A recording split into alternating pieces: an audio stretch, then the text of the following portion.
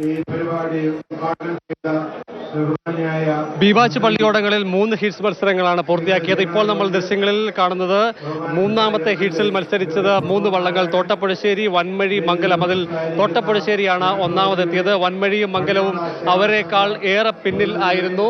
ഒരു പള്ളിയോടം കൂടി ഇനി ഫിനിഷിംഗ് പോയിന്റിലേക്ക് എത്തിച്ചേരാറുണ്ട്. ആദ്യഘട്ടത്തിൽ നടന്ന മത്സരത്തിൽ ഹീറ്റ്സ് മത്സരത്തിൽ ഒന്നാമതെത്തിയത് കോടിയാട്ടുകര ആണ്. രണ്ടാമത് മേപ്ര, തൈമറവുങ്കരയും അതോടൊപ്പം തന്നെ ഇടപ്പാവൂർ മൂന്നാമതായി ഫിനിഷ് ചെയ്തു. രണ്ടാം ഹീറ്റ്സിൽ പുതുക്കുളങ്ങരയും ാണ് മത്സരിച്ചതെങ്കിൽ പുതുക്കുളങ്ങരയാണ് ഒന്നാമതായി എത്തിച്ചേർന്നത്. ഇനി പ്രതീക്ഷിക്കുന്ന മത്സരങ്ങൾ ഏതൊക്കെയാണ്? ഏതൊക്കെ പള്ളിയോടങ്ങളാണ്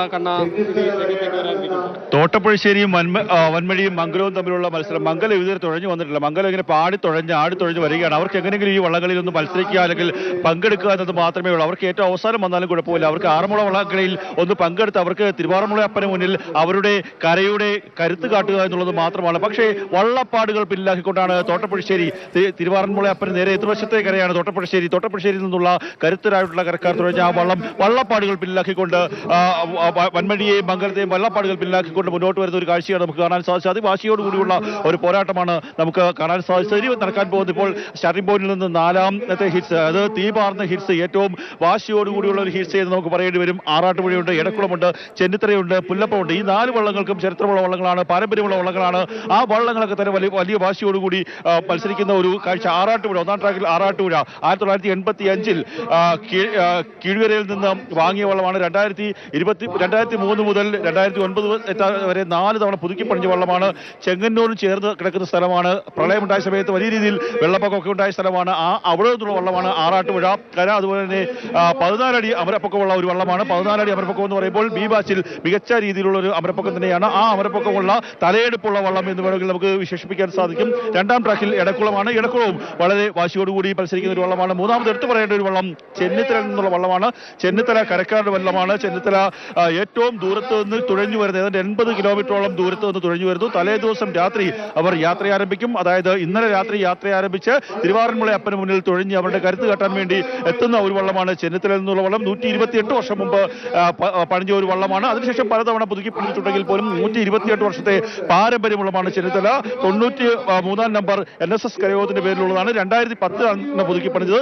2 തവണ നെഹ്റു ട്രോഫി, മന്നൻ ട്രോഫിയിൽ 2ാം സ്ഥാനം നേടിയ വള്ളം കൂടിയാണ്. ചമയം, ഏറ്റവും മികച്ച ചമയം ഒരുക്കിയതിന് 1975-ൽ സമ്മാനം നേടിയ 1ാം സ്ഥാനം നേടിയ വള്ളമാണ് ഈ ചെന്നിത്തല. പിന്നുള്ളത് പുല്ലപ്പുറമാണ്. പുല്ലപ്പുറവും വളരെ ആവേശത്തോടുകൂടി വളരെ പാരമ്പര്യമുള്ള ഒരു 10 പതിറ്റാണ്ടുകളുടെ പഴക്കമുള്ള വള്ളമാണ്. അങ്ങനെ 4 വള്ളങ്ങൾ 1, 2, 3, 4 ട്രാക്കുകളിലായി വളരെ വാശിയോടുകൂടി തുഴഞ്ഞു വരുമ്പോൾ 1ാം ട്രാക്കിൽ ആറാട്ടുപുഴ, 2ാം ട്രാക്കിൽ എടക്കുളം, 3ാം ട്രാക്കിൽ ചെന്നിത്തല, 4ാം ട്രാക്കിൽ പുല്ലപ്പുറം എന്നീ 4 വള്ളങ്ങളും വളരെ വാശിയോടുകൂടി, ഏറ്റവും വാശിയോടുകൂടിയുള്ള ഒരു ഹീറ്റ്സ് മത്സരം എന്ന് നമുക്ക് വിശേഷിപ്പിക്കാൻ സാധിക്കുന്ന വളരെ വാശിയോടുകൂടിയുള്ള ഒരു പോരാട്ടം നടക്കുന്ന ഒരു കാഴ്ചയാണ് നമുക്ക് കാണാൻ സാധിക്കുന്നത്. പമ്പയുടെ ഇരുകരകളിൽ മാർപ്പ് വിളിച്ച് വഞ്ചിപ്പാട്ട് പാടി ആയിരക്കണക്കിന് ജനങ്ങളാണ് ഈ വള്ളംകളി കാണാൻ വേണ്ടി വള്ളംകളി തുഴച്ചിൽക്കാർക്ക് പിന്തുണർപ്പിക്കാൻ വേണ്ടി എത്തിയിരിക്കുന്നത് നമുക്ക് നിസ്സംശയം പറയാം. അല്പസമയത്തിനുള്ളിൽ തന്നെ ബി വാച്ച് വള്ളങ്ങളുടെ 4ാം ഹീറ്റ്സ് ആരംഭിക്കും. അതിനുശേഷം 5ാം ഹീറ്റ്സ് കൂടി കഴിഞ്ഞു കഴിഞ്ഞാൽ ബി വാച്ച് വള്ളങ്ങളുടെ ഹീറ്റ്സ് മത്സരങ്ങൾ അവസാനിക്കും. അതിനുശേഷം ആണ് എ വാച്ച് വള്ളങ്ങൾ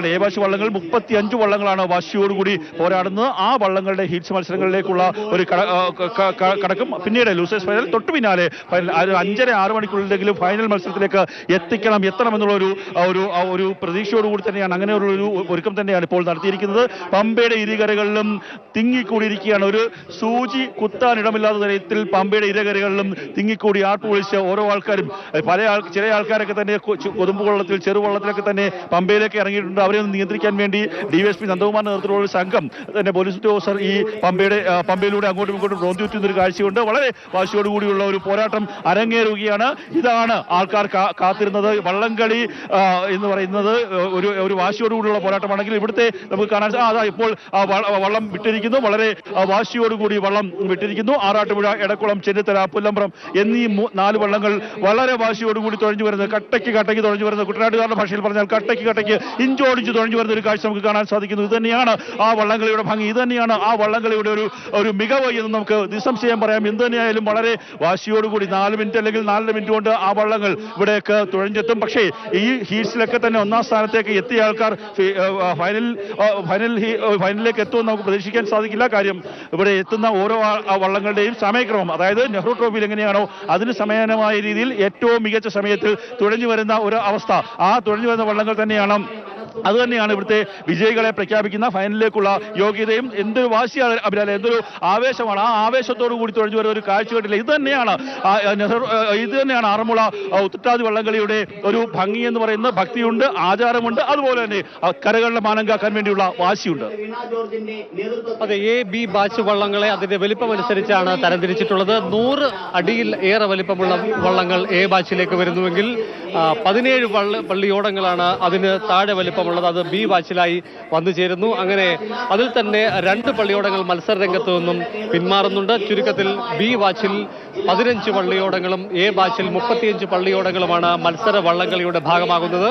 B ബാച്ചിലെ 1, 2, 3 ഹീറ്റ്സ് പൂർത്തിയാക്കുമ്പോൾ ഒന്നാം ഹീറ്റ്സിൽ വന്ന കോടിയാട്ടുകര ഒന്നാമതായി ഫിനിഷ് ചെയ്തു. 2ാം ഹീറ്റ്സിൽ വന്ന പുതുക്കുളങ്ങരയ്ക്കാണ് ആദ്യം എത്തിച്ചേരാൻ സാധിച്ചത്. 3ാമത്തെ ഹീറ്റ്സിൽ വന്നു ചേർന്ന തോട്ടപ്പുഴശ്ശേരിയും ഒന്നാമതായി ഫിനിഷ് ചെയ്തിട്ടുണ്ട്.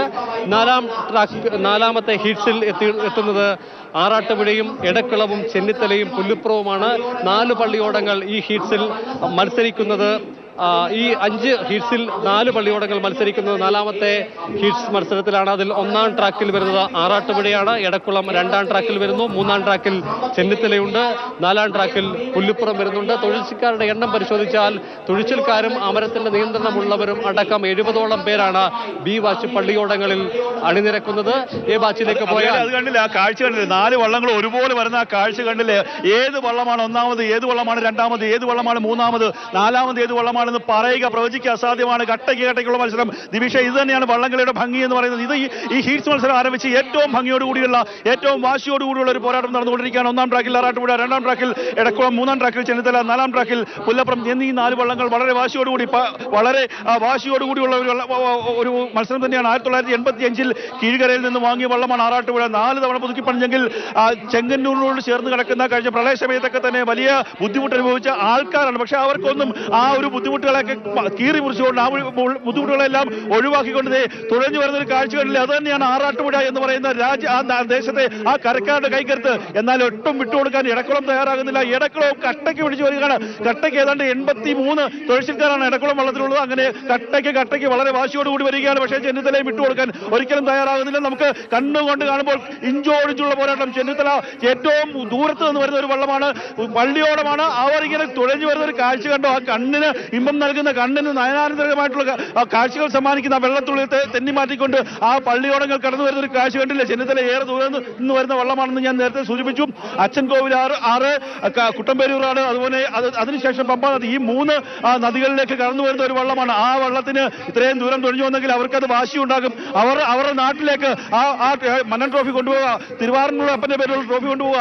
4ാം ട്രാക്കിലേക്ക് വരുന്ന പുല്ലപ്പുറമാണ്. പുല്ലപ്പുറം ഒട്ടും വിട്ടുകൊടുക്കുന്നില്ല. കട്ടയ്ക്ക് ഇഞ്ചോടിച്ച് പോരാട്ടം. എടുത്തു പറയാൻ സാധിക്കാത്ത, ആര് ജയിക്കും ആര് തോൽക്കും എന്ന് നമുക്ക് പറയുവാൻ സാധിക്കാത്ത അസാധ്യമായിട്ടുള്ള ഒരു മത്സരം തന്നെ നമുക്ക് കാണാൻ സാധിക്കുന്നു. എന്തൊരു വാശിയാണ്, എന്തൊരു അഴകാണ്. ഇത് തന്നെയാണ് വള്ളംകളി ആവേശം എന്ന് പറയുന്നത്. 1ാം ട്രാക്കിലെ ആറാട്ടുപുഴയാണോ, 2ാം ട്രാക്കിലെ എടക്കുളമാണോ, 3ാം ട്രാക്കിലെ ചെന്നിത്തലയാണോ, 4ാം ട്രാക്കിലെ പുല്ലപ്പുറമാണോ? ഒന്നും പറയുക. പുല്ലപ്പുറം അല്പം പുറകിലേക്ക് പോയിരിക്കുന്നു. 1, 2, 3 ട്രാക്കുകൾ തമ്മിലുള്ള പഴശ്ശേരി മത്സരം. 1ാം ട്രാക്കിലെ ആറാട്ടുപുഴ അല്പം മുന്നിലാണ് എന്ന് സംശയിക്കേണ്ടിയിരിക്കുന്നു.